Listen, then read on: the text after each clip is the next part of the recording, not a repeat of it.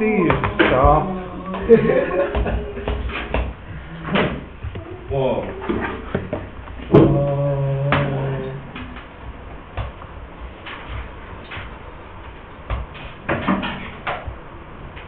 Ah.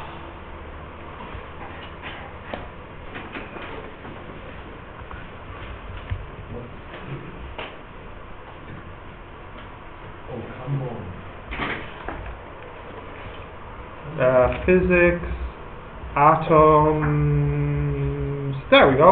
Oh, only two left. Yeah. It's not much to be doing, so we'll take it easy. We'll get it finished, and then we'll start the exams. Happy? Exam? Past exams.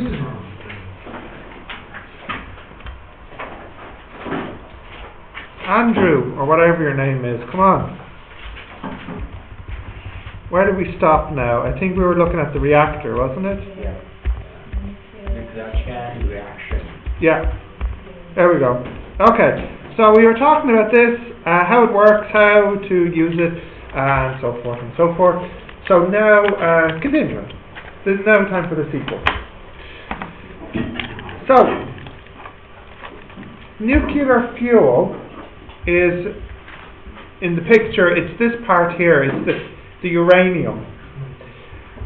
So basically nuclear fuel, you can burn it, although it's not really burning, it's not on fire, it's the fusion process where, the fission process where the atoms split and release energy, and then they split again and we have a chain reaction. So nuclear fuel is a material that is burnt by fusion or fission to make nuclear energy. And the most common fuels are uranium-235 and plutonium-239. These are the most common ones. Yeah? Why? Why? Well, why? These are the easiest ones to buy in the shops. You know, like I think Spar has, or Tesco do plutonium and Spar do uranium. So they're easy to buy. Really? Come on. Oh. Come on. There are many reasons. One, uranium occurs naturally. It can be mined. I think there's lots of uranium deposits maybe in Australia, I believe. The same goes with plutonium. And because they're so heavy, they're very easy to produce a fission chain reaction. Because they're so heavy, they decay so easily, you know. So what they do is they mine for the uranium, and then they refine it so that it's just a pure uranium sample. And the other materials, like titanium, it cannot be refined very easily. I think you want a material that occurs in nature in large amounts. So like for example, carbon-14 is radioactive, it decays, but there's not much of it, you know, you're talking tiny amounts. Whereas uranium, you know, you could dig into the earth and pull out maybe a few kilograms of it. That's what you want, you know. I really think it's an issue of how easy it is to get. And I think these are the easiest ones to get. So uranium-235 and plutonium-239, you should make note of those two.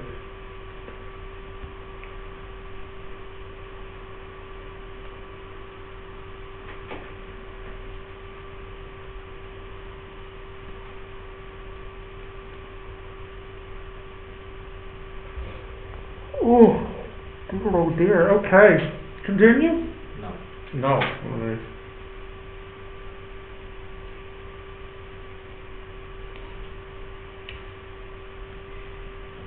Yeah.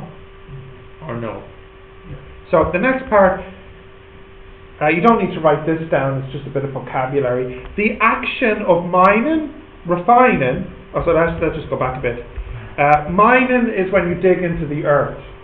And then once you take the uranium out, you have to refine it. This means like, you know, clean it, make it pure, just get the pure uranium.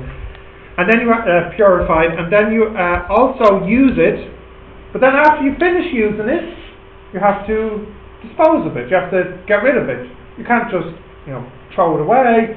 You're going to have to bury it at sea, cover it in concrete. You know, you have to dispose of it. that whole process is called the fuel cycle.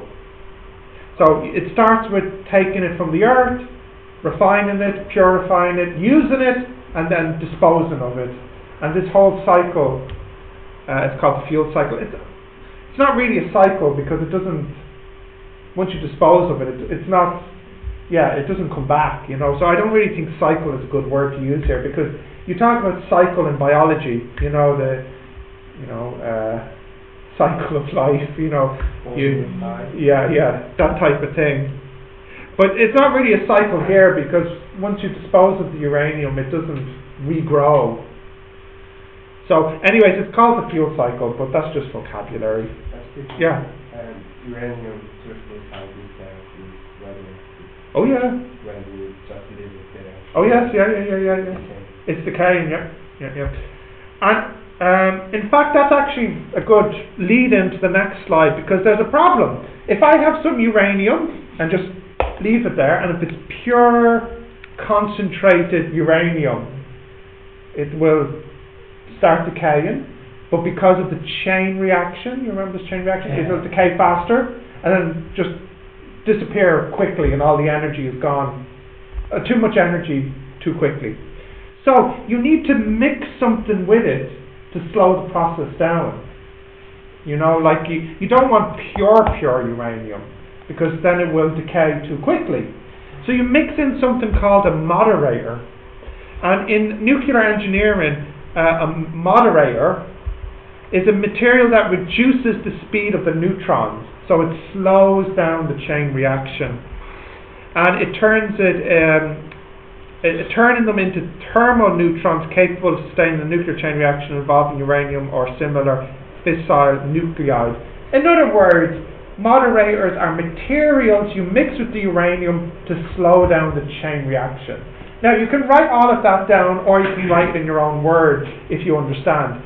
A moderator is a material that slows down the chain reaction in a nuclear fuel like uranium.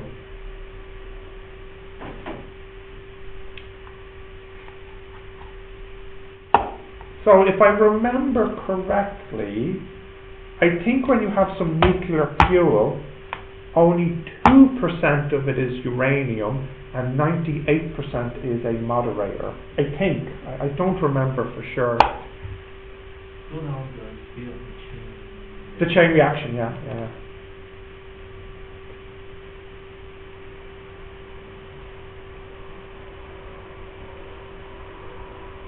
And I think carbon is a good moderator, and boron maybe.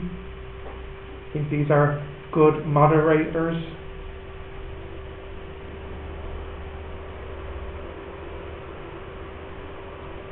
Yeah? Got that? Okay, continue? Yeah? Okay. So, control rods, we talked about those. They're used in the reactor to control the fission rate. So do you remember when you want to slow down the fission process, you pull the rods down and they kind of block, they enter and they kind of cover up the uranium and they slow down the energy release. So they're used in nuclear reactors to control the fission rate of uranium and plutonium, and they're composed of chemical elements such as boron or silver or other things too, and they're capable of absorbing many neutrons without breaking. So in other words, imagine this is the fuel and this is the control rod. The control rod goes over the fuel and it absorbs all the neutrons, and again it slows down the chain reaction. You want more energy, you lift the control rod. You want less energy, you drop the control rod. So simple as that. That's all you have to do. And remember, we said usually nuclear disasters are caused when the control rod is jammed and will not go down. As simple as that. That's all you need for a nuclear disaster, is the control rod to jam. Is it hard to replace? No, except when it jams, because sometimes maybe it melts and it sticks. When the metal melts and then the metal sticks and you can't then move it. That's the problem.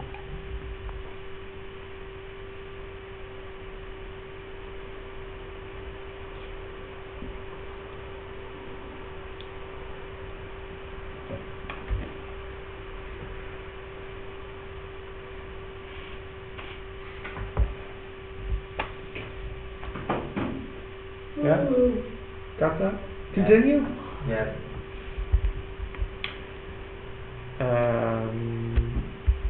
I guess not carbon. Boron, silver. Yeah, not carbon. Okay.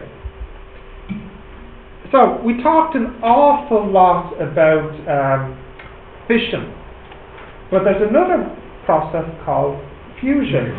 Now fusion is a wonderful, wonderful nuclear process. It's very simple. Let me explain how it works. So you have, this here is hydrogen. It has one proton and one neutron. And in fact this isotope, H2, is given a special name. In fact, maybe you know this name from chemistry. Deuterium. No? And then this one here is H3, and it has a proton and two neutrons. Okay? Now, you take these two and you smash them together, and you have here helium and a neutron. Now let's count. How many protons do we have? 2. And how many neutrons? 3. The same as what we had in the beginning. However, the mass of the helium plus the mass of the neutron is less than the mass of H2 and H3. Yeah.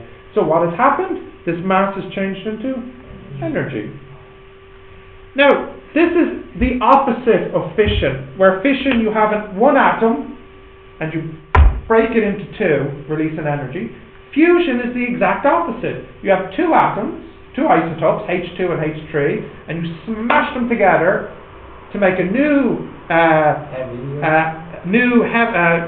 heavier, yes, but some mass is missing, and it releases energy.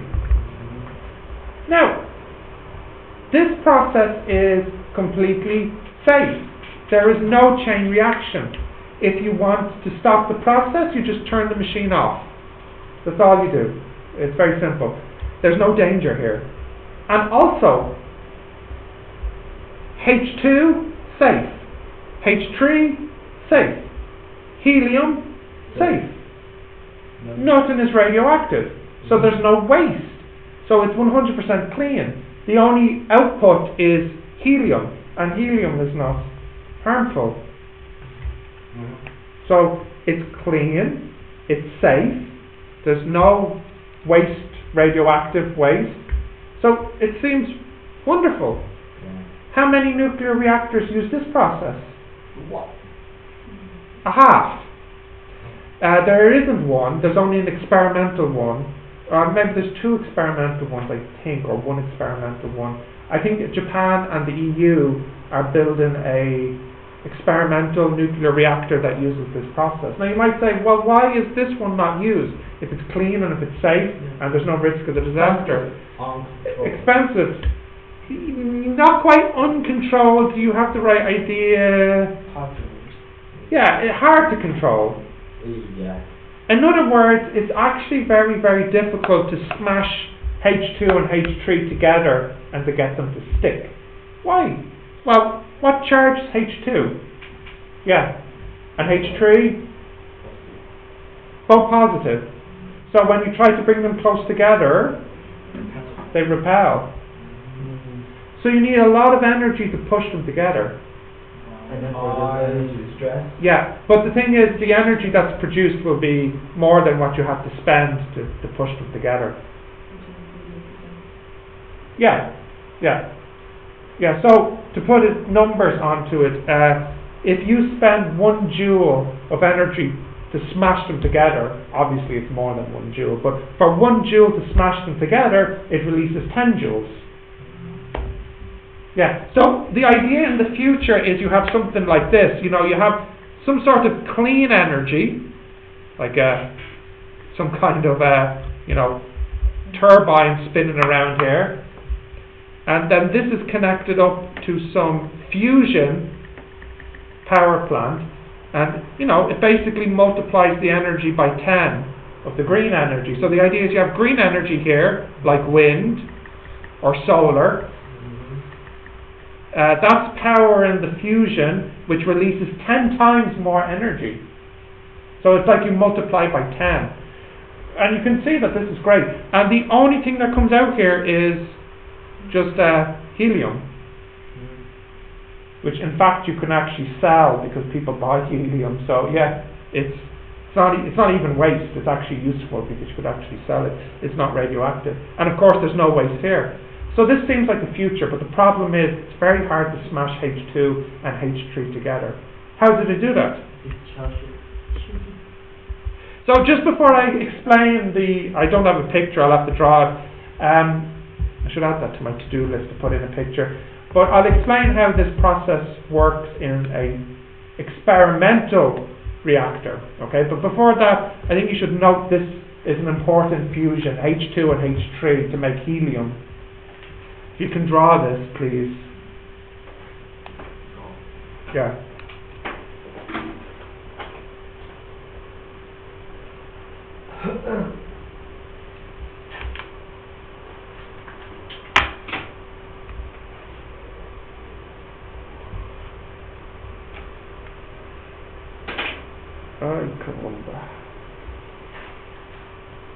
You got that? No. Well, it's only a few atoms, come on.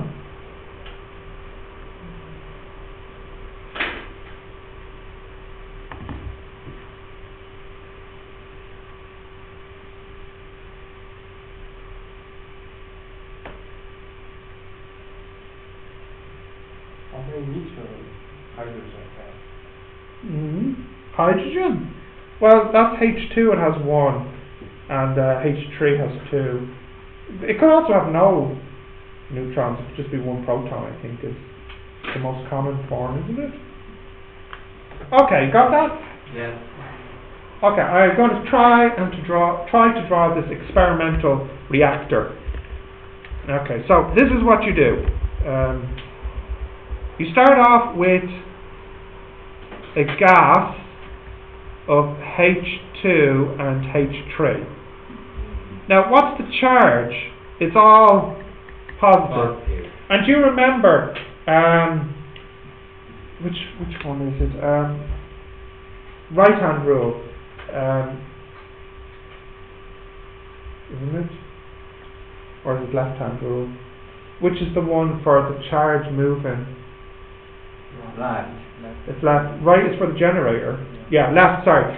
So when you have a moving charge, you have an I. If you have a magnetic field and the I, then what can you make? You can make a force. Okay, so for example, maybe the current is moving this way and the magnetic field is moving this way, so then the force would be that way. My point is, because these are moving charges, they can be controlled by using a magnet. So what you do is you put a big magnetic field around it, and you have inside of a ball. So now what you have is this.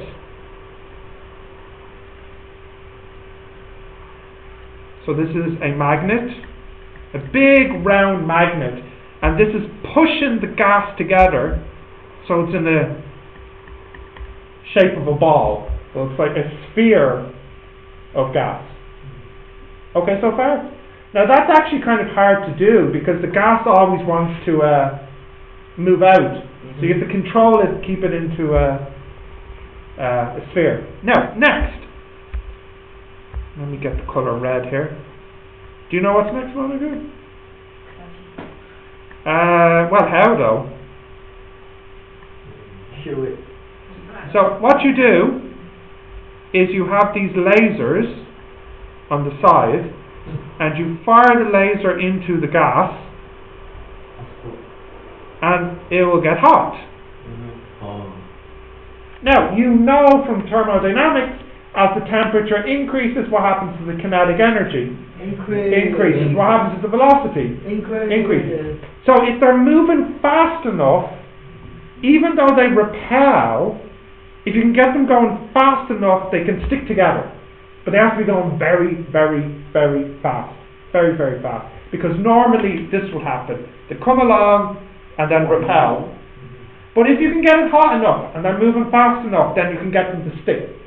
Now when I say hot, I mean like millions of degrees, okay? So you're talking like here 10 to the 6 Kelvin. Okay, so like, I'm not joking when I say really, really hot.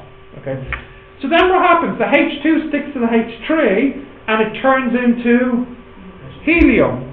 Helium, yes? So this H2HT starts to become, part of it is helium, part of it's still H2, and part of it's still H3, but it's slowly turning into helium. But when it turns into helium, it releases energy. And what form will this energy take, do you think? It'll be heat. So what happens is, the lasers go in, but you actually get heat that comes back out. And there'll be more heat coming out than going in. Do you remember how many times more? 10 times more. Okay. So then what do you do with all this heat? You fill this up with a gas. I can't remember what gas, but some gas anyways. And this gas gets really hot. Now this is too hot, but this gas can just be very hot. It's not as hot as this. And then you have your pipe, goes in and it comes out. So this is the water. So it goes in as a liquid, travels into the gas in a pipe, and then of course it'll come out as steam. And then just like we saw last time, this steam can be used to make electrical energy. Now the problem is it's very hard to keep this stable. It'll very quickly collapse and the process ends. So unfortunately I think the time is still quite short. When I was in high school it was only 2 seconds, and I don't think it's much has been sustained much longer than this, maybe 20 seconds. Not that long. So we need to choose that one. Yeah, the process is the difficulty is keeping the process going. I'm not sure exactly the problem. I think it's just simply controlling the shape of it, because this is very hot, so it wants to expand, but the magnet wants to hold it in, and this will, if some of the gas squeezes out, then it like falls apart. You really need to keep it together. So this is what the reactor of the future could look like. Please note what you've actually done is this: you've made a mini sun. Yeah, because that's how the sun works. The hydrogen fuses together to make helium and releases energy. But the sun doesn't have any lasers to heat it up, so what is the process that brings the atoms smashing together? What is it? No. In the sun, what is the process that brings the hydrogen together to make helium? No. Gravity. Oh, really? Yeah, so the gravity inside the sun is strong enough to bring the hydrogen together and smash them into helium, releasing energy. Why can't we? Because the size would be too big to have the gravity required to do it. Yeah, man-made sun. The same thing, man-made. Yeah. Man-made sun.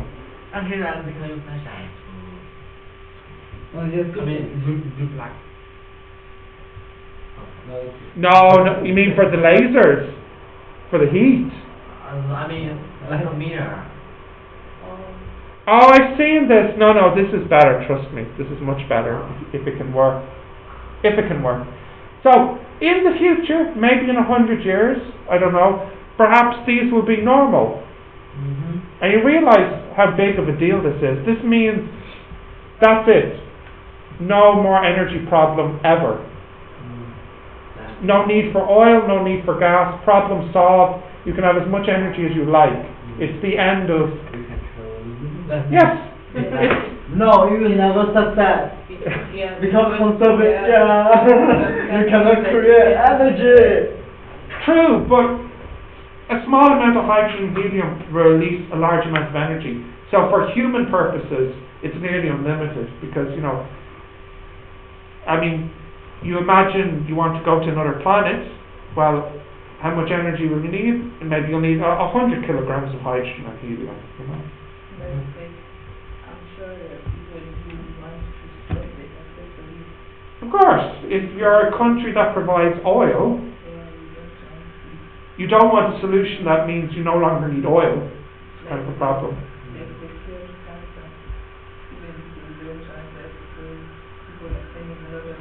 True, although I suspect if there was a cure, it would be out there because whoever had it would make a lot of money.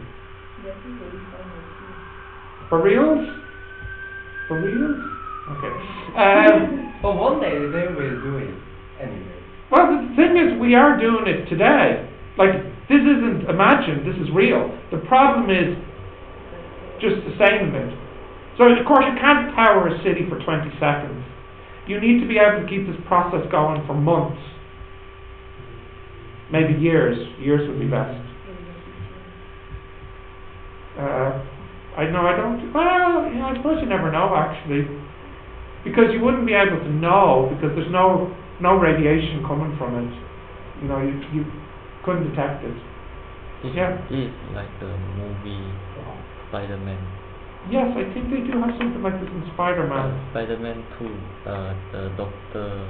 Dr. Yeah. Octavius. Yeah. And he made this thing. He made this. Yeah. It's been a long time since I saw this movie, but that sounds right. Yeah. Iron Man has this one. Yeah, Iron Man. Yeah. So this is future superhero type of energy. So think about all the problems that this solves. So it means you can have electric cars because you can make as much energy as you want. You know, you can have as much heat in your home, as much air conditioning. There's no CO2. Huh? The hydrogen probably comes from water. I think they release the hydrogen from the water. I think, I'm not sure, I think. Yeah, I think from the ocean they... But we're having water problems too, don't we? Yeah, but I mean, you could use polluted water. Like it doesn't matter. Because you're going to turn it into hydrogen gas, which you'll collect as it's released from the water. Yeah. Yes. I read some article about this one. I think I saw superconductor. What can you do? Yeah, you see, there's many engineering problems with this. So, like, perhaps it would require a superconductor or some other materials like this, because, you know, building a sun is difficult. So you would need really, like, I think the superconductor might be necessary for the magnets. Yeah, but what he's saying is you would need superconductors. You might need these materials that are difficult to make. Like this magnet here, it might need to be like the best magnet ever made. It needs to be like a perfect magnet. So, you know, superconductors. This one here? It could be, yes. Yes, it could be. Right now I think you can only get superconductors if they're very cold. Yeah, 100K. At least, maybe colder. I don't know if it has to be this cold, but anyway, the point is, yes, you might need superconductors to make a super perfect magnet, because superconductors produce very nice magnetic fields. They're very steady, regular magnetic fields. Earth? I think girth is the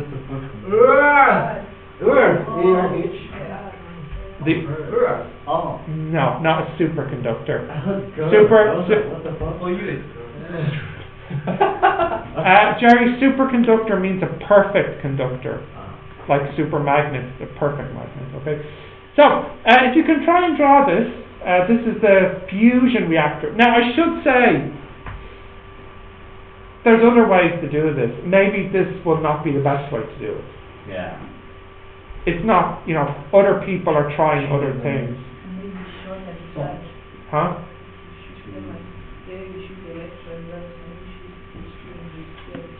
Yeah, like maybe you're picturing some kind of a reactor like this, where you have a center and there's perhaps some H2 and H3, and they could be accelerated in some kind of like electron going like some kind of electric field.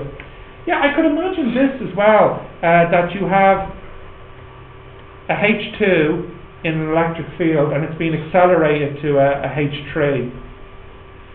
But maybe this is kind of difficult because they would have to be lined up perfectly. And actually, I think this is really hard because as they're getting closer, they'll deflect. What about? I think the advantage of the previous one is because they're moving around randomly and there's so many of them, by dumb luck, some of them will hit each other. Whereas this requires like such precision, you know. The previous one is just make them go fast enough and some of them will hit some of them, you know. Yeah? What about not just one type, three tube, and you can... Oh yeah, like maybe you have a big clump of them. Yeah, like group of them. But the bigger they are, the harder it is to make them go faster. So, you know, it's probably going to be this, because this is what happens in nature. You know, so it's probably the easiest thing to do. Okay, so if you can draw this, please. This is the fusion reactor, or the Iron Man reactor, or the Spider-Man 2 reactor.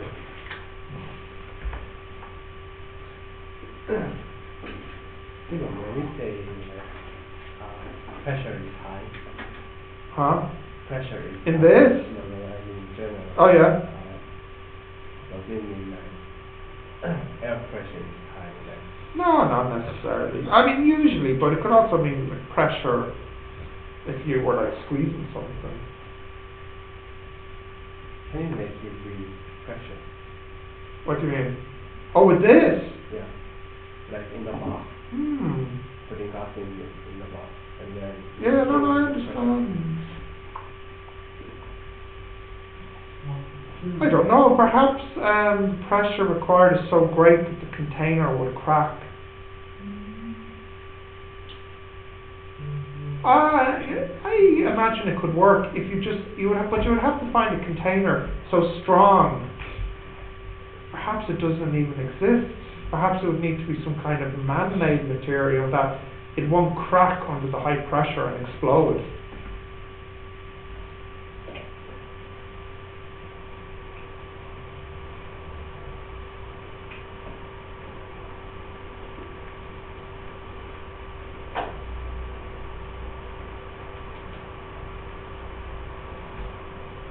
I remember the gas. It's lithium. That's what they put in here. This is a lithium gas.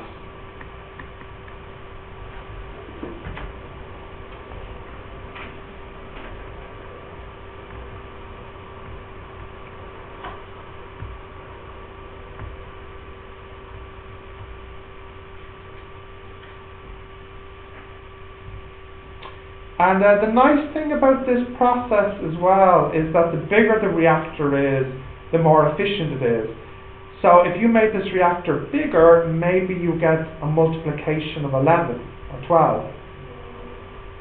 So if you made this bigger, then you could have a 20 multiplication. You understand? Yeah.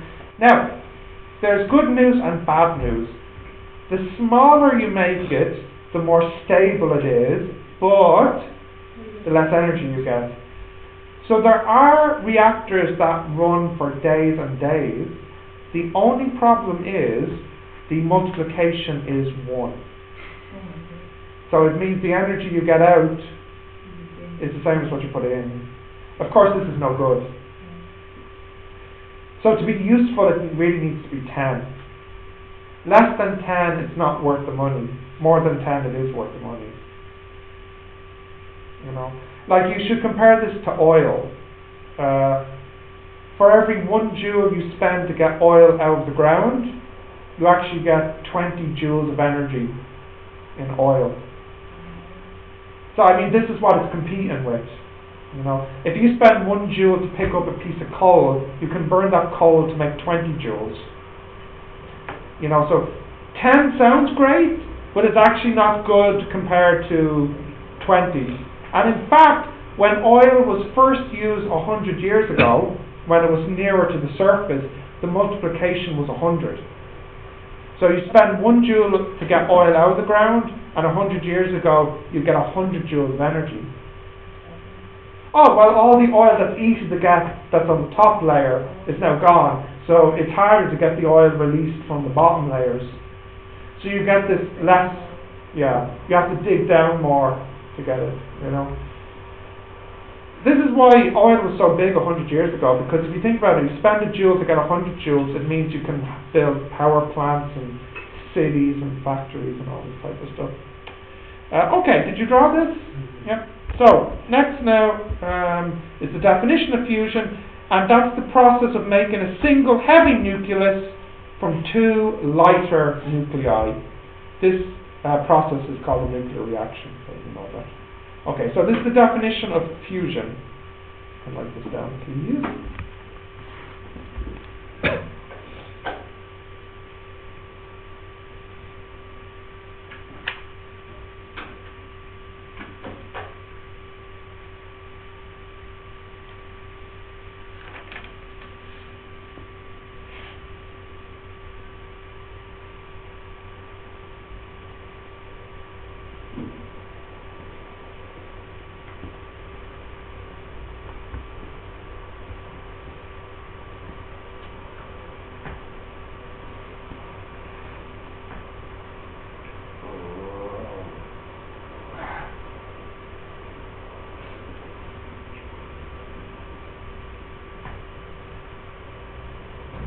You got that?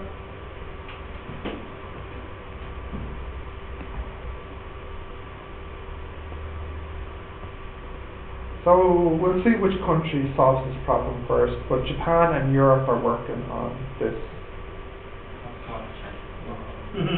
I don't know if China's working. I don't design. You'll design it. But I don't know, is China working on this? Maybe. I don't know. To be secret. I see you are. Possibly. Yeah. Maybe, yeah, maybe.